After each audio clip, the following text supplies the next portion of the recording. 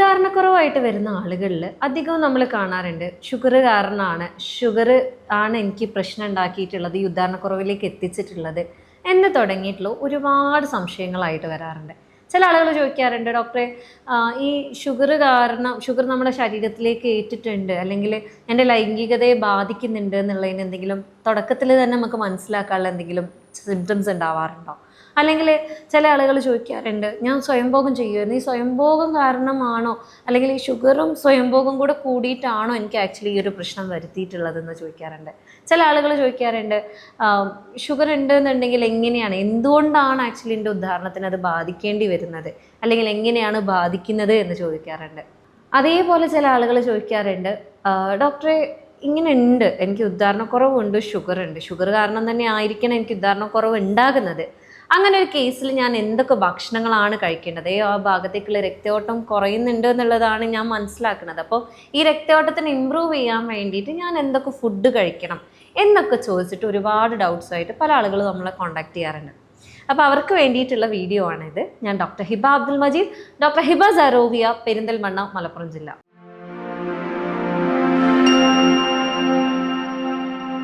അപ്പോൾ ആദ്യം തന്നെ എന്താണ് ഈ പ്രമേഹം എന്ന് പറയുന്നത്, അല്ലെങ്കിൽ നിങ്ങൾക്ക് ഡയബറ്റിസ് വരുമ്പം എങ്ങനെയാണ് ആക്ച്വലി നിങ്ങളെ ഉദാഹരണത്തിന് ബാധിക്കുന്നതെന്ന് ചോദിക്കുകയാണെങ്കിൽ നിങ്ങൾക്കൊക്കെ അറിയുന്നുണ്ടാവും, ഈ ഡയബറ്റിസ് വരുന്ന സമയത്ത് നിങ്ങളുടെ ശരീരത്തിൽ പല ഭാഗങ്ങളിലായിട്ട് പല രീതിയിലുള്ള ബ്ലോക്കുകൾ ഉണ്ടാകാനുള്ള ചാൻസസ് കൂടുതലാണ്. കാരണം ഇത് പല രീതിയിലുള്ള ഇഞ്ചുറീസ്, അതായത് നമ്മളെ രക്തക്കുഴലിൽ തന്നെ പല രീതിയിലുള്ള മുറിവുകൾ ഉണ്ടാക്കാനും അവിടെ പിന്നീട് പല നമ്മളെ ശരീരം തന്നെ അതിനെ ഹീൽ ചെയ്യാൻ നോക്കുന്ന സമയത്ത്, മാറ്റാൻ നോക്കുന്ന സമയത്ത് പല രീതിയിലുള്ള ബ്ലോക്കുകൾ ഉണ്ടാകും. അപ്പം ഈ ഒരു കാരണത്താൽ തന്നെ നമ്മുടെ ശരീരത്തിലുള്ള പ്രത്യേകിച്ച് ലിംഗത്തിലേക്കുള്ള രക്തയോട്ടം എന്ന് പറയുന്നത് അല്ലെങ്കിൽ രക്തധമനികൾ എന്ന് പറയുന്നത് വളരെ നേരിയതാണ്. അപ്പോൾ ഈ ഭാഗത്തേക്കുള്ള രക്തയോട്ടത്തിൽ ആ ധമനികളിൽ ചെറിയ രീതിയിലുള്ള ബ്ലോക്ക് വന്നാൽ തന്നെ പെട്ടെന്ന് ആ ഭാഗത്തേക്ക് രക്തയോട്ടം കുറയുന്നത് പോലെ തോന്നാൻ, അല്ലെങ്കിൽ ചില ആളുകൾ പറയാറുണ്ട്, ആദ്യത്തിലൊന്നും ഒരു കുഴപ്പമുണ്ടായിരുന്നില്ല ഡോക്ടറെ, പിന്നെയാണ് ആക്ച്വലി ഞാൻ ബന്ധപ്പെട്ട് തുടങ്ങി, ഞങ്ങളൊന്ന് ആ ഒരു അവസ്ഥയിലേക്ക് എത്തുന്നത്, ഞങ്ങൾ എൻജോയ് ചെയ്യാൻ തുടങ്ങിയ സമയത്തേക്കാണ് ആക്ച്വലി എൻ്റെ ഉദാഹരണം ഇല്ലാണ്ടായിപ്പോയത് എന്ന് പറയാറുണ്ട്. അപ്പോൾ ഇതിൻ്റെ ഒക്കെ ഒരു ബേസിക് കാരണം എന്ന് പറയുന്നത് ഇത്തരത്തിലുള്ള ബ്ലോക്കുകൾ അവിടെ വന്നിട്ട് അടയുന്നതാണ്. അപ്പം നിങ്ങൾക്ക് എന്താണ്, സ്വാഭാവികമായിട്ട് ആ ഭാഗത്തേക്കുള്ള രക്തയോട്ടം ഇല്ലാത്തത് കൊണ്ട് തന്നെ ഉദാഹരണക്കുറവ് ഉണ്ടാകാനുള്ള ചാൻസസ് കൂടുകയാണ്. അതേപോലെ മറ്റു ചില ആളുകളുടെ പ്രധാന ഡൗട്ടാണ്, ഈ ടൈമിൽ ഞങ്ങൾ നന്നായിട്ട് സ്വയംഭോഗം ചെയ്യാറുണ്ട്, അല്ലെങ്കിൽ ചില ആളുകൾ പറയാറുണ്ട്, ഈ ടൈമിൽ സ്വയംഭോഗം ഞാൻ ചെയ്തിരുന്നു, ഒരു കാലത്ത് നന്നായിട്ട് സ്വയംഭോഗം ചെയ്തിരുന്നു, ആ കാലത്ത് എനിക്ക് ഷുഗറും ഉണ്ടായിരുന്നു, ഇനി അതുകൊണ്ടൊക്കെയാണോ എനിക്ക് ഈ ഉദാഹരണക്കുറവ് വന്നത്, എൻ്റെ ലിംഗത്തിൽ വലിപ്പക്കുറവ് വന്നത് എന്ന് ചോദിക്കുന്ന ആളുകളുണ്ട്. അതിലൂടെ പറയാനുള്ളത് എന്താണെന്ന് വെച്ചാൽ, ആക്ച്വലി നിങ്ങൾ ഉദാഹരണക്കുറവ് വരാനുള്ള കാരണം എന്ന് പറയുന്നത് ഷുഗറാണ്. നിങ്ങൾ ഈ പറയുന്ന പോൺ അഡിക്ഷൻ അല്ലെങ്കിൽ നിങ്ങൾ ഈ പറയുന്ന മാസ്റ്റുർബേഷൻ അഡിക്ഷൻ നിന്നൊരു കാരണം തന്നെയാണ്. പക്ഷേ നിങ്ങൾക്ക് ഷുഗർ ഉള്ളത് കൊണ്ട് അല്ലെങ്കിൽ നിങ്ങൾക്ക് ഷുഗർ ആയതുകൊണ്ടാണ് അല്ലെങ്കിൽ ആ ടൈമിൽ ഇത് ചെയ്തത് കൊണ്ടാണ് നിങ്ങൾക്ക് ഉദാഹരണക്കുറവ് ഉണ്ടായത് എന്നുള്ളത് ഒരിക്കലും ഇതുവരെ പ്രൂവൺ ചെയ്യാൻ പറ്റിയിട്ടില്ല എന്നുള്ളതാണ്. അതേപോലെ ചില ആളുകൾ പറയാറുണ്ട്, ഡോക്ടർ എനിക്ക് ഷുഗർ ഉണ്ട്, എൻ്റെ താല്പര്യം നഷ്ടപ്പെട്ടു പോയിട്ടുണ്ട്, ഇനി എന്താ ഞാൻ ചെയ്യുക, എൻ്റെ വൈഫുമായിട്ടുള്ള എൻ്റെ കമ്മിറ്റ്മെൻറ്റ്സ് അല്ലെങ്കിൽ എൻ്റെ പാർട്ട്ണറായിട്ട്, ഇപ്പം സ്ത്രീകളാണെങ്കിൽ ചില ആളുകൾ വന്ന് പറയാറുണ്ട്, ഡോക്ടറെ എനിക്കറിയില്ല ഷുഗർ വന്നതിന് ശേഷം ഞങ്ങൾ തമ്മിലുള്ള ബന്ധം തന്നെ ഇല്ലാണ്ടായി പോയ പോലെയൊക്കെ തോന്നാറുണ്ട്, അത് ഷുഗർ കാരണമാണോ എന്ന് ചോദിക്കാറുണ്ട്. പലപ്പോഴും എന്താ സംഭവിക്കുന്നതെന്ന് വെച്ചാൽ, ഷുഗർ വരുന്ന സമയത്ത് നിങ്ങളുടെ ശരീരത്തിൻ്റെ എല്ലാ ഭാഗത്തിനെയും ഷുഗർ ഒരുപോലെ ബാധിക്കുന്നുണ്ട്. ചിലർക്കത് ക്ഷീണമായിരിക്കാം, ചിലർക്കത് അവരുടെ ശരീരത്തിൽ ഉണ്ടാകുന്ന പ്രോസസ്സുകൾ ഭയങ്കര സ്ലോ ആയതുകൊണ്ടായിരിക്കാം, ചിലർക്കത് വേദനകളായിരിക്കാം വന്നിട്ടുണ്ടാവുക, ചിലർക്ക് പല രീതിയിലുള്ള കുത്തിച്ചുളിർക്കുക എന്നൊക്കെ പറയുന്ന പോലെ കാലിന് പ്രശ്നങ്ങൾ, അല്ലെങ്കിൽ അവരുടെ ദഹനത്തിന് പ്രശ്നങ്ങൾ, അവർക്ക് സ്കിന്നിൽ പ്രശ്നങ്ങൾ, അങ്ങനെ പറയാത്തക്ക എല്ലാ ഭാഗത്തും ആക്ച്വലി ഷുഗർ ബാധിക്കുന്നുണ്ട്. ഈ ഷുഗർ ബാധിക്കുന്ന സമയത്ത് നിങ്ങൾ പലപ്പോഴും കൺവേ ചെയ്യുക, അതായത് ഇപ്പം സ്ത്രീകളിലാണെന്നുണ്ടെങ്കിൽ അവർക്ക് ക്ഷീണമാണെന്നുണ്ടെങ്കിൽ അവർക്ക് എന്നും ക്ഷീണ എന്നാണ് പരാതി പറയാറുള്ളത്. പക്ഷെ ഇത് എന്തുകൊണ്ട് എന്നുള്ളത് പലപ്പോഴും ഭർത്താക്കന്മാർ മനസ്സിലാക്കാറില്ല. ഭർത്താക്കന്മാർക്ക് താല്പര്യം കുറവാണ് എന്നുള്ളൊരു അവസ്ഥ വരാറുണ്ട്. പലപ്പോഴും സ്ത്രീകളത് തെറ്റിദ്ധരിക്കാറുണ്ട്, നിങ്ങൾക്ക് എന്താ വേറെ ആരോടോ എന്തോ ബന്ധമുണ്ടോ, അതുകൊണ്ടാണോ എന്നോട് താല്പര്യം ഇല്ലാത്തത് എന്ന് പോലും ചോദിച്ച ഒരുപാട് ഇൻസിഡൻസ് പല ഭർത്താക്കന്മാരും നമ്മുടെ അടുത്ത് വന്ന് പറഞ്ഞിട്ടുണ്ട്. അപ്പോൾ ഇതിൽ പറയാനുള്ളത് എന്താണെന്ന് വെച്ചാൽ, ഷുഗർ വരുന്ന സമയത്ത് നിങ്ങളുടെ ബോഡീൻ്റെ പല ഭാഗങ്ങളിലെയും അത് ബാധിക്കുന്നുണ്ട് പല രീതിയിൽ. ഇപ്പം ചിലർക്കത് ഉദാഹരണക്കുറവായിട്ട് വരാറുണ്ട്, ചിലർക്കത് താല്പര്യക്കുറവായിട്ട് വരാറുണ്ട്, ചിലർക്ക് വലിയ തിരക്കേടില്ല പക്ഷേ എനിക്ക് താല്പര്യമില്ല എന്നുള്ള രീതിയിലാണ് വരാറുള്ളത്. അപ്പം മാനസികമായിട്ടുള്ള അടുപ്പവും നിങ്ങളെ കമ്മ്യൂണിക്കേഷൻ നിങ്ങളവിടെ കറക്റ്റായിട്ട് വെക്കുകയാണെന്നുണ്ടെങ്കിൽ സ്വാഭാവികമായിട്ടും നിങ്ങളുടെ ബന്ധങ്ങൾ ഒലയാതെ അല്ലെങ്കിൽ തകരാത്ത രീതിയിൽ നല്ല രീതിയിൽ അങ്ങോട്ടും ഇങ്ങോട്ടും പരസ്പരം മനസ്സിലാക്കി മുന്നോട്ട് പോകാനും അത് സഹായിക്കും. പിന്നെയുള്ള ഡൗട്ടാണ് ചില ആളുകൾ ചോദിക്കുന്നത്, ഈ ഷുഗർ വന്നു കഴിഞ്ഞാൽ എൻ്റെ ബോഡീനെ അത് ബാധിച്ചിട്ടുണ്ട്, അല്ലെങ്കിൽ എനിക്ക് നാളെ ഒരു ലൈംഗികപരമായിട്ടുള്ള പ്രശ്നം വരാൻ സാധ്യതയുണ്ട് എന്നുള്ളത് എങ്ങനെയാണ് എനിക്ക് മനസ്സിലാക്കാൻ പറ്റുന്നത് എന്നുള്ളത്. അപ്പോൾ അതിൽ ആദ്യം തന്നെ പറയാനുള്ളത് എന്താണെന്ന് വെച്ചാൽ, ഇതിൽ ഫസ്റ്റ് നമ്മൾ നോട്ടീസ് ചെയ്യുക രാവിലത്തെ ഉദ്ധാരണത്തിൻ്റെ കുറവാണ്. പലപ്പോഴും പല ആളുകളത് ശ്രദ്ധിച്ചിട്ടില്ല എന്നുള്ളതാണ് ഞാൻ എൻ്റെ ക്ലിനിക്കൽ എക്സ്പീരിയൻസിൽ എനിക്ക് ഫീൽ ചെയ്തിട്ടുള്ളത്. നമ്മൾ രാവിലത്തെ ഉദ്ധാരണം എങ്ങനെയുണ്ടെന്ന് ചോദിച്ചു കഴിഞ്ഞാൽ അവർ പറയാം, രാവിലെ ഉദ്ധരിക്കുന്നുണ്ട് പക്ഷെ ഞങ്ങൾക്ക് ബന്ധപ്പെടാൻ പറ്റാറില്ല, അല്ലെങ്കിൽ രാവിലെ പിന്നെ എനിക്ക് അതിന് മൂഡ് ഉണ്ടാവാറില്ല, അതുകൊണ്ട് ഞാൻ അതിനെ നോക്കിയിട്ടില്ല എന്നുള്ളതാണ്. അങ്ങനെയല്ല, എല്ലാ പുരുഷന്മാർക്കും നിങ്ങൾ രാവിലെ എണീക്കുന്ന ടൈമിൽ നിങ്ങൾക്ക് ഒരു ഉദ്ധാരണം ഉണ്ടാവും. നിങ്ങൾ കണ്ണുണരുന്ന ടൈമിൽ നിങ്ങൾക്ക് ഉദ്ധാരണം ഉണ്ടാവും. അത് നിങ്ങൾക്ക് മൂത്രം ഒഴിക്കുന്നതോട് കൂടെ ഉദ്ധാരണം നഷ്ടപ്പെടുകയും ചെയ്യും. പക്ഷെ ആ ഒരു ടൈമിലുള്ള നിങ്ങളുടെ ഉദ്ധാരണം വളരെ ഇമ്പോർട്ടൻ്റ് ആണ്. അത് എത്രത്തോളം സ്ട്രോങ് ആണ് എന്നുള്ളതും അത് എത്രത്തോളം നിങ്ങൾക്ക് എല്ലാ ദിവസവും ഉണ്ടാകുന്നുണ്ടോ എന്നുള്ളത് നിങ്ങൾ നിർബന്ധമായിട്ട് നോട്ടീസ് ചെയ്യേണ്ട ഒരു കാര്യമാണ്. അപ്പം ഇത് ഇപ്പോൾ നമ്മൾ മെഡിസിൻസ് ഒക്കെ കൊടുക്കുന്ന സമയത്താണെങ്കിലും നമ്മൾ ഫസ്റ്റ് പറയുന്നതാണ്, നിങ്ങൾക്ക് രാവിലത്തെ ഉദ്ധാരണത്തിൽ മാറ്റം വന്നിട്ടുണ്ടെങ്കിൽ ബാക്കിയുള്ള ടൈമിൽ മാറ്റം വന്നിട്ട് കാര്യമുള്ളൂ, മറ്റേതല്ലെങ്കിൽ മെഡിസിൻ കൊണ്ട് കാര്യമില്ല എന്നുള്ളതാണ്. നിങ്ങൾക്ക് ബന്ധപ്പെടാൻ ടൈമിൽ നിങ്ങൾക്ക് ഉദ്ധരിക്കുന്നുണ്ട്, അത് നോക്കിയാൽ പോരെ എന്ന് പറയുന്ന പല ആളുകളുണ്ട്. പക്ഷേ ഈ ഒരു രാവിലത്തെ ഉദ്ധാരണം അവിടെ നഷ്ടപ്പെടുന്നുണ്ട് എന്നുള്ളതിൻ്റെ അർത്ഥം നാളെ നിങ്ങൾക്ക് ഉദ്ധാരണക്കുറവ് ഉണ്ടാകാനും തീരെ ഉദ്ധരിക്കാൻ പറ്റാത്തൊരു സാഹചര്യത്തിലേക്ക് നിങ്ങൾ പോകാൻ വരെ ചാൻസ് ഉണ്ട് എന്നുള്ളതാണ്. അപ്പോൾ ഫസ്റ്റ് സിംറ്റം എന്ന് പറയുന്നത് രാവിലത്തെ ഉദ്ധാരണക്കുറവാണ്. അതേപോലെ തന്നെ ചില ആളുകൾക്ക് ഭയങ്കര താല്പര്യക്കുറവായിരിക്കും. ഞാൻ നല്ല താല്പര്യമുള്ളൊരു മനുഷ്യനായിരുന്നു, പക്ഷേ ഇപ്പം എനിക്കറിയില്ല, എനിക്ക് ശാരീരികമായിട്ട് ആരോടും താല്പര്യം തോന്നുന്നില്ല, എൻ്റെ വൈഫിനോടും എന്നുള്ളതല്ല, ഒരു സ്ത്രീനെ കാണുമ്പോഴും എനിക്കൊരു താല്പര്യം അങ്ങനെ ഫീൽ ചെയ്യാറേ ഇല്ല, എൻ്റെ വൈഫ് പക്ഷേ എന്നെ സംശയിക്കുകയാണ് എന്ന് പറയും. അതേപോലെ ചില ആളുകൾ പറയാറുണ്ട്, നിങ്ങൾക്ക് തന്നെ ഫീൽ ചെയ്തിട്ടുണ്ടാവും, ഉദ്ധാരണം ഉണ്ട് പക്ഷേ സ്ട്രോങ് അല്ല, പണ്ടത്തെ അത്ര സ്ട്രെങ്ത് ഇല്ലാത്തൊരു ഫീലിംഗ് ആണ് എന്ന് പറയാറുണ്ട്. ഇതും ഇതിൻ്റെ ഒരു ഫസ്റ്റ് ഏർലി സൈൻ എന്ന് പറയാം. അതായത് നിങ്ങൾക്ക് ഷുഗർ നിങ്ങളുടെ ബോഡീനെ ബാധിക്കുന്നുണ്ടോ ഇല്ലേ എന്നുള്ളതിൻ്റെ തുടക്കത്തിൽ തന്നെ കാണുന്ന സൈനാണ്. അപ്പോൾ ഇത് പറഞ്ഞപ്പോൾ തന്നെ നിങ്ങളുടെ മൈൻഡിലൊരു ഡൗട്ട് വന്നിട്ടുണ്ടാകും, അപ്പം ഇനിയിപ്പോൾ എനിക്ക് രാവിലെ ഉദ്ധാരണം ഉണ്ടായിട്ടില്ല എന്നാണെന്നുണ്ടെങ്കിൽ എനിക്ക് ഷുഗർ ആണോ, അല്ലെങ്കിൽ അത് ഷുഗറിൻ്റെ ഒരു സിംറ്റം ആണോ, എനിക്ക് ഇതുവരെ ഞാൻ ഷുഗർ ചെക്ക് ചെയ്തിട്ടില്ല, അല്ലെങ്കിൽ ഷുഗർ ഉണ്ടായിട്ടില്ല, അപ്പോൾ എൻ്റെ ശരീരത്തിൽ ഷുഗർ വരാൻ ചാൻസ് ഉള്ളത് കൊണ്ടാണോ എനിക്ക് രാവിലത്തെ ഉദ്ധാരണക്കുറവ് ഉണ്ടായത് എന്നുള്ളത്. ഇതിൽ പറയാനുള്ളത് എന്താണെന്ന് വെച്ചാൽ, ഉദ്ധാരണക്കുറവ് രാവിലത്തെ ഉദ്ധാരണം ഉണ്ടായിട്ടില്ല എന്നാണെന്നുണ്ടെങ്കിൽ അതിന് പല കാരണങ്ങളുണ്ട്. ഒന്ന് ഈ പറയുന്ന ഡയബറ്റിസ് ആണ്. ചിലത് ന്യൂറോപ്പതി കാരണം ഉണ്ടാവാറുണ്ട്, ആ ഒരു ഭാഗത്തേക്കുള്ള സെൻസേഷൻ കുറവും അല്ലെങ്കിൽ ആ ഭാഗത്തേക്കുള്ള രക്തയോട്ടം അല്ലാത്ത കാരണത്താൽ കുറഞ്ഞു കഴിഞ്ഞാലും ഉണ്ടാകാറുണ്ട്. ചില കേസുകളിൽ ഇപ്പോൾ നിങ്ങൾക്ക് രക്തക്കുറവുണ്ട് എന്നുണ്ടെങ്കിലും ഇതേപോലെ തന്നെ രാവിലത്തെ ഉദ്ധാരണക്കുറവ് ഉണ്ടാകാനുള്ള ചാൻസ് ഉണ്ട്. അതേപോലെ തന്നെ മൈൻഡ് ഒരു വലിയ ഫാക്ടറാണ്. നിങ്ങൾ ഭയങ്കരമായിട്ട് സ്ട്രെസ്സിലാണ്, ഭയങ്കര ആങ്സൈറ്റി പ്രോബ്ലംസ് ഉള്ള ഒരാളാണ്, എന്തിനും ഏതിനും പേടിച്ച് നിൽക്കുന്ന ഒരാളാണ്, അല്ലെങ്കിൽ നിങ്ങളെ ലൈഫ് എപ്പോഴും ഭയങ്കര സ്ട്രെസ്ഫുള്ളായിട്ടാണ് നിങ്ങൾ ജീവിക്കുന്നത്, നിങ്ങളെ പങ്കാളിയായിട്ടുള്ള പ്രശ്നങ്ങളുണ്ട്, നിങ്ങളുടെ ഫാമിലിയിൽ ഇഷ്യൂസ് ഉണ്ട്, സ്വാഭാവികമായിട്ടും നിങ്ങൾക്ക് ഉദ്ധാരണക്കുറവും ആ ഒരു ഭാഗത്തേക്കുള്ള രക്തയോട്ടക്കുറവ് ഉണ്ടാകാനുള്ള ചാൻസസ് കൂടുതലാണ്. അത് നിങ്ങളുടെ ശരീരത്തിൽ ഉണ്ടാകുന്ന ഹോർമോണൽ വ്യതിയാനങ്ങൾ കാരണവും ഈ ഒരു പ്രശ്നം ഉണ്ടാകാം. ഇപ്പം ഉദാഹരണത്തിന് ടെസ്റ്റോസ്റ്ററോൺ കുറവുള്ള ഒരാളാണെന്നുണ്ടെങ്കിലും ഇത്തരം പ്രശ്നങ്ങൾ എന്തായാലും നിങ്ങൾക്ക് വരാൻ സാധ്യതയുണ്ട്.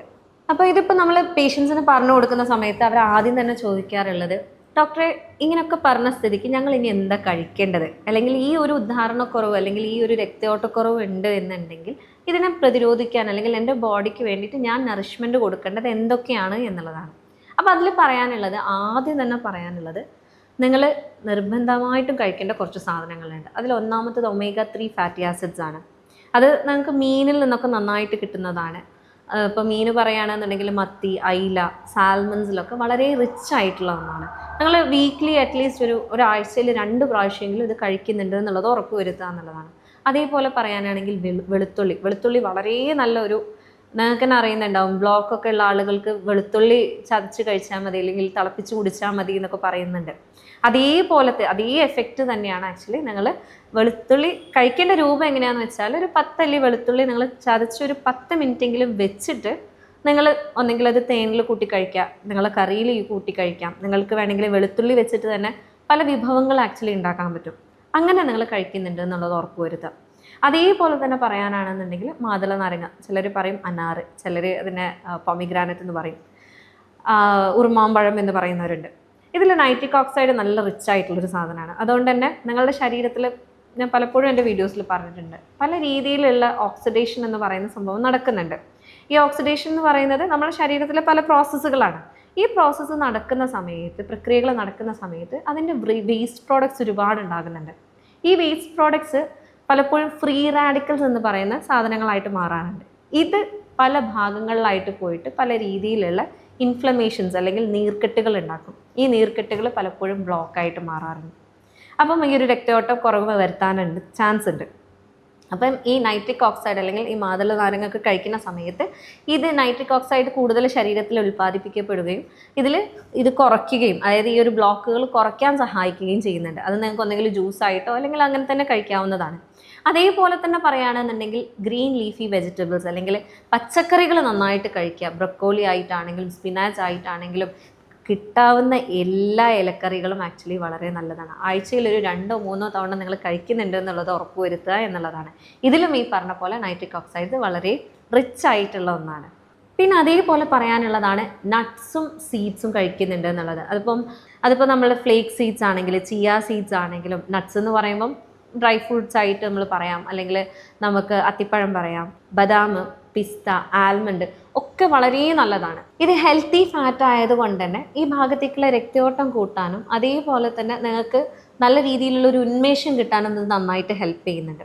ഇതിൽ പ്രത്യേകം പറയാനുള്ളത്, ഇത് ബാക്കിയുള്ളത് കഴിക്കുന്നത് പോലെ ഒരുപാട് ക്വാണ്ടിറ്റിയിൽ കഴിക്കുക എന്നുള്ളതല്ല. പ്രത്യേകിച്ച് നട്ട്സ് ഒക്കെ പറയാൻ നമ്മളെപ്പോഴും ചെറിയ എമൗണ്ടിൽ, നിങ്ങൾ മുഷ്ടി ചുരുട്ടിയാൽ എത്രയാണോ കിട്ടുന്നത്, അത് ഏറി വന്നാൽ ഒരു 10 ആയിരിക്കും, അതിൽ താഴെ കഴിക്കുക എന്നുള്ളതാണ്.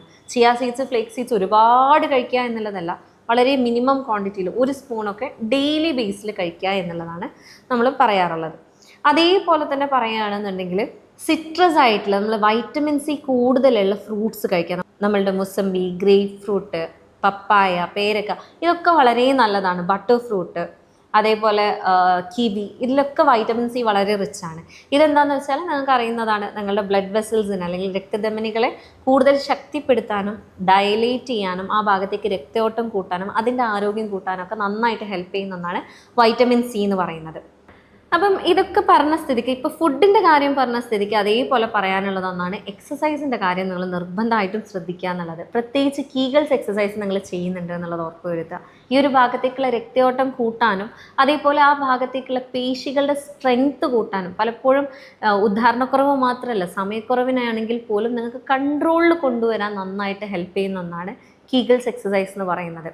കീഗൽസ് എക്സസൈസ് ചെയ്യേണ്ടത് നിങ്ങൾക്ക് ഏത് സമയവും, നിൽക്കുകയാണെങ്കിൽ, ഇരിക്കുകയാണെങ്കിൽ, നടക്കുകയാണെങ്കിൽ, ഉറങ്ങുകയാണെങ്കിലും ഒക്കെ ചെയ്യാൻ പറ്റുന്ന ഒരു എക്സസൈസാണ്. വളരെ സിമ്പിളായിട്ട് വളരെ മിനിമം ടൈം മാത്രം എടുത്ത് ചെയ്യുന്ന ഒരു എക്സസൈസാണ്. അതായത് നിങ്ങൾ മൂത്രം ഒഴിക്കുന്ന ടൈമിൽ മൂത്രം ഒഴിക്കേണ്ട എന്ന് മനസ്സിൽ വിചാരിച്ച് കഴിഞ്ഞാൽ നിങ്ങളൊരു മസിലിനെ അവിടെ വലിച്ചു പിടിക്കുന്നുണ്ട്. അതേതാണ് മസിൽ എന്ന് നോട്ടീസ് ചെയ്തതിന് ശേഷം നിങ്ങൾ മൂത്രം മൊത്തം ഒഴിച്ച് കഴിഞ്ഞ് നിങ്ങൾ ഏത് പൊസിഷനിലാണ്, ഇപ്പോൾ നിൽക്കുകയാണെങ്കിൽ, ഇരിക്കുകയാണെങ്കിൽ, നടക്കുകയാണെങ്കിൽ പോലും നിങ്ങൾക്ക് ആ ഒരു മസിലിനെ വലിച്ചു പിടിക്കാനുള്ള ഒരു കപ്പാസിറ്റി കിട്ടും, അല്ലെങ്കിൽ നിങ്ങൾക്ക് കഴിയും. ആ ഒരു വലിച്ചു പിടിക്കുന്നത് നിങ്ങൾ 3 സെക്കൻഡ് ഹോൾഡ് ചെയ്യുക, വീണ്ടും റിലാക്സ് ചെയ്യുക, വീണ്ടും 3 സെക്കൻഡ് വലിച്ചു പിടിക്കുക, വീണ്ടും റിലാക്സ് ചെയ്യുക. ഇത്തരത്തിൽ നിങ്ങൾ ഒരു 30 തവണ ഡെയിലി ചെയ്യുന്നുണ്ട് എന്നുള്ളത് ഉറപ്പുവരുത്തുക. ഇത് കാലക്രമേണ നിങ്ങൾ ഇതിൻ്റെ ടൈം കൂട്ടുക, അതായത് 3 എന്നുള്ളത് 5 സെക്കൻഡ് ആക്കുക, 10 സെക്കൻഡ്, അങ്ങനെ ടൈം കൂട്ടി കൊണ്ടുവരിക. ആ ഒരു ഭാഗത്തെ മസിൽസിനെ നല്ല രീതിയിൽ നിങ്ങൾ സ്ട്രെങ്തൻ ചെയ്തെടുക്കുക എന്നുള്ളതാണ് പറയാനുള്ളത്.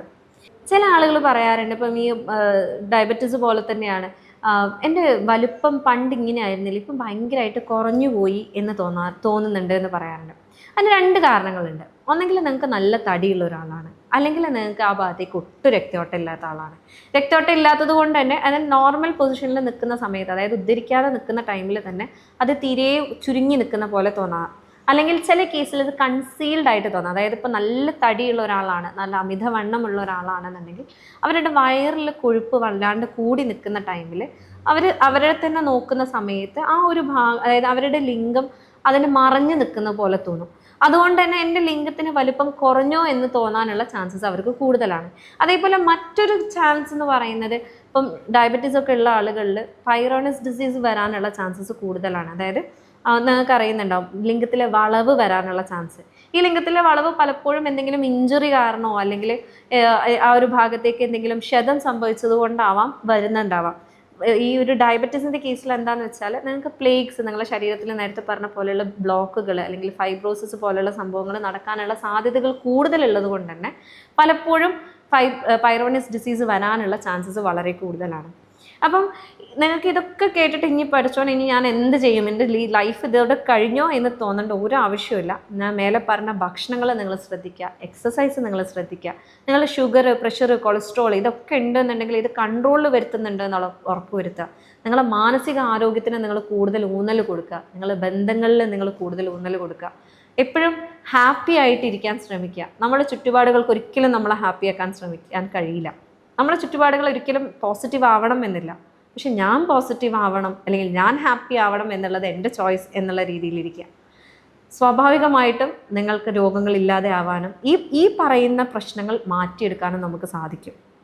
ഞാൻ നേരത്തെ പറഞ്ഞ പോലെ കാരണം അറിഞ്ഞ് ചികിത്സിച്ച് കഴിഞ്ഞാൽ എന്തായാലും മാറാവുന്ന ഒരു രോഗം മാത്രമാണ് നിങ്ങൾക്കുള്ളത്. അപ്പോൾ അതിനെക്കുറിച്ച് ആലോചിച്ച് ടെൻഷൻ അടിക്കേണ്ട ആവശ്യമേ ഇല്ല. നിങ്ങൾക്ക് എന്തെങ്കിലും ചോദിക്കാനോ അല്ലെങ്കിൽ കൺസൾട്ടേഷൻ റിലേറ്റഡ് ആയിട്ട് നിങ്ങൾക്ക് എന്തെങ്കിലും അറിയണം എന്നുണ്ടെങ്കിൽ നിങ്ങൾക്ക് എന്നെ കോൺടാക്റ്റ് ചെയ്യാവുന്നതാണ്. ഞാൻ ഡോക്ടർ ഹിബ അബ്ദുൽ മജീദ്, ഡോക്ടർ ഹിബ സറോവിയ, പെരിന്തൽമണ്ണ, മലപ്പുറം ജില്ല.